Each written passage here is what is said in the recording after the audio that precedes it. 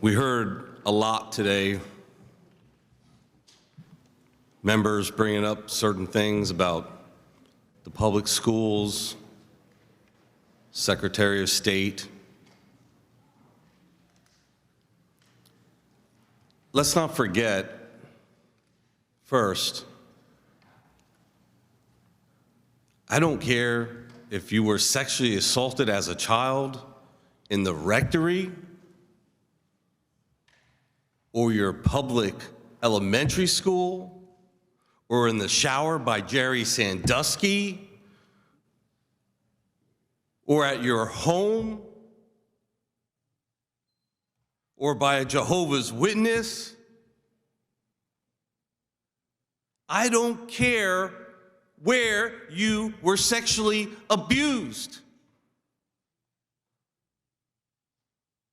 We are going to deliver you justice.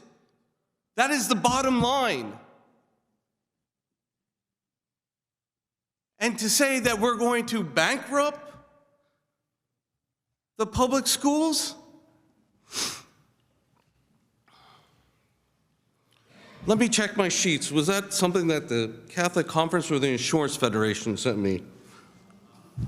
I don't know.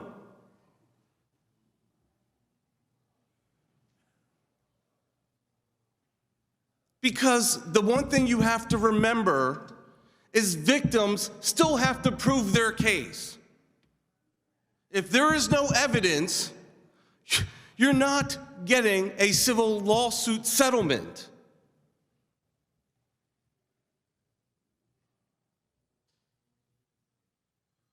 You don't go into the public schools and they have thousands and thousands of pages of documents.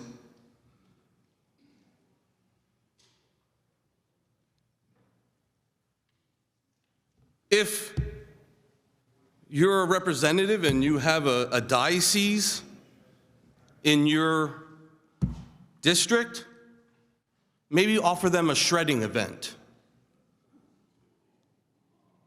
where they could have shredded their documents. Thousands and thousands of pages.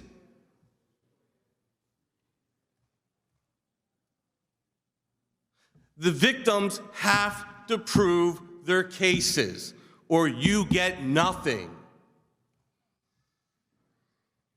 So talking about we're bankrupting anybody, especially the public schools, is absolutely ridiculous.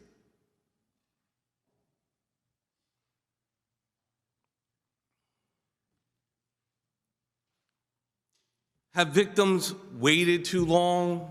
Absolutely. Did the Secretary of State make a huge blunder for victims by not advertising? I still call into question if that was actually a mistake still.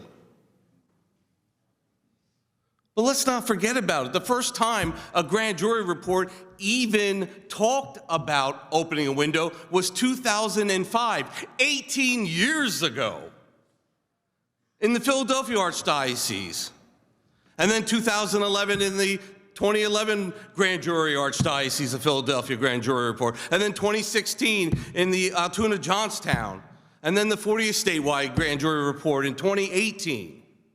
Victims have been waiting 18 plus years to sue their perpetrator and sue the institution if they aided and abetted these perpetrators. My perpetrator was at 12 different parishes before he even came to my parochial school. And I remind everybody in this chamber, when you think about these children being sexually assaulted, being raped,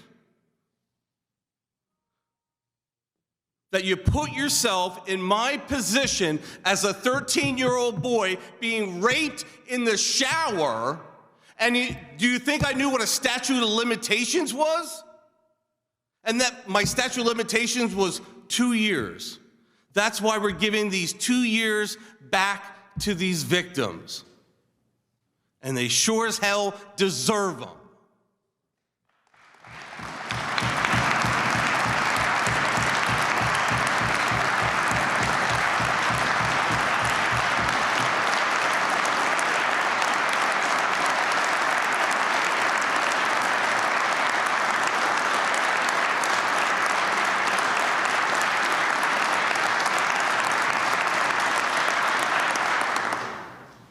So yes, victims have waited, and they have the ones that have been struggling through this. Oh, well, here we are passing it again.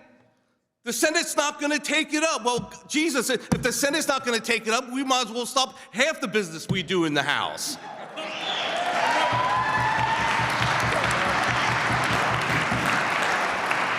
Point of order, Mr. Speaker.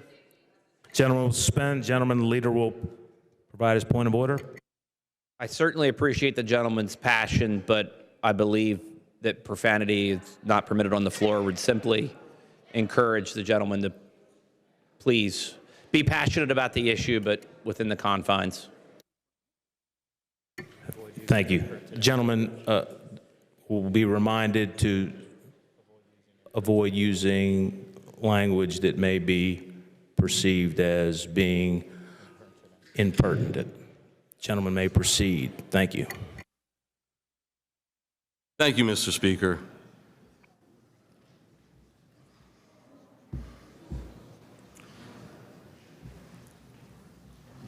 Yeah, the struggles that we face here in the House, so difficult. Where since I've taken office, I think I've had at least 5 victims either commit suicide or overdose. And we're the ones being burdened going into special session. Let's do our job. And the minority leader has been right. The House of Representatives, we have been doing our job. This body, Republicans and Democrats, we have been passing this bill out of here over, and I think my good friend from Blair County said, what, this is the 4th time now? Is this 5th, 4th? I don't even know anymore. Because every time it goes over the Senate, something else happens. We could have got this done in 2018 when the President pro temp of the Senate decided on the last day of session that he was going to do nothing. That was before the Secretary of State. At some point, this is going to get done. The House has been on the right side. What I'm urging now with my bill, House Bill 2, is, of course, this dual path with the constitutional amendment that could be placed on the ballot in November. House Bill 2 is a statutory bill. If the Senate, when they come in next week, decide that they want to do the right thing and they want to put this in the rearview mirror for victims, they could pass House Bill 2 and our Governor Josh Shapiro, could actually sign this bill by the end of next week and deliver justice for victims for over 18 and a half years. Thank you, Mr. Speaker.